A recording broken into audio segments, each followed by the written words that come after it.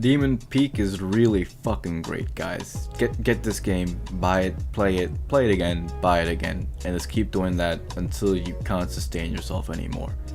Now, a few things to mention before I get into the meat of the review. This game was abandoned a little bit by the developers because the publisher, they had some issues with that boy.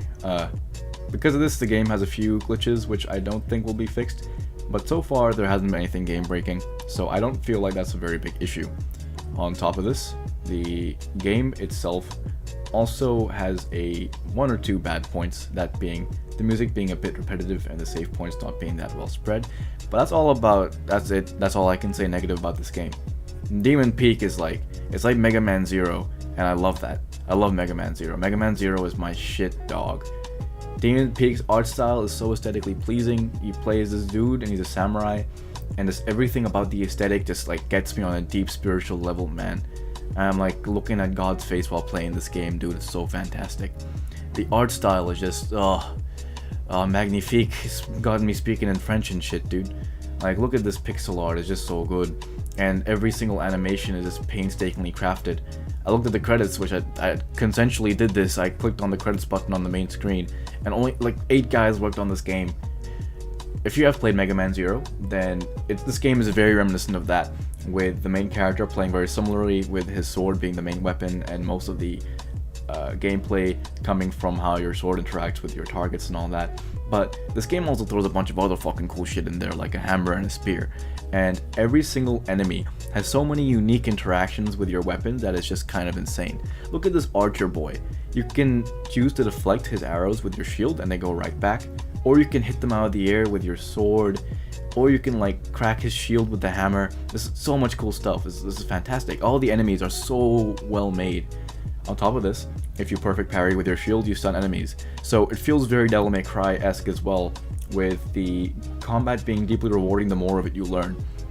It's very stylistic, it's very freeform, it's very Devil May Cry, and I fucking love that, dude. On top of that, another really cool thing about this game is that it's not a roguelite. And I might be like, wait a second, Khani, that's not a good point. This game has a bunch of things it's not.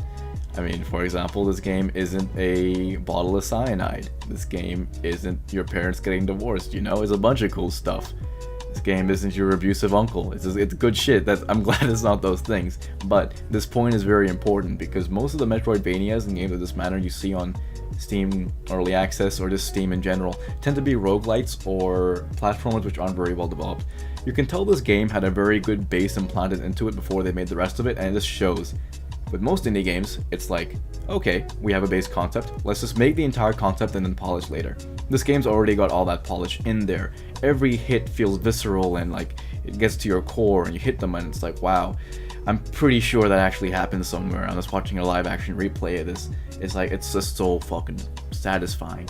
The sound design is great, and the little NPCs you find along the way, they're cool. The checkpoint's a giant cat, and that's really fucking fantastic. You go to these cat monasteries for the save points. They're a little sparse, as I said before, but just get good, dude. Just stop being a scrub. There's so many upgrades you can find. It feels like a true Metroidvania. Oh man, and on top of that, it's only $5. Just get this game. If you don't like getting shit on by enemies, then just buy the game and just look at the animations, because this game's so fucking pretty. And if you are good at platformers, then beat this game because it's super satisfying to play. I think it's meant with replayability in mind. I've only beaten it once.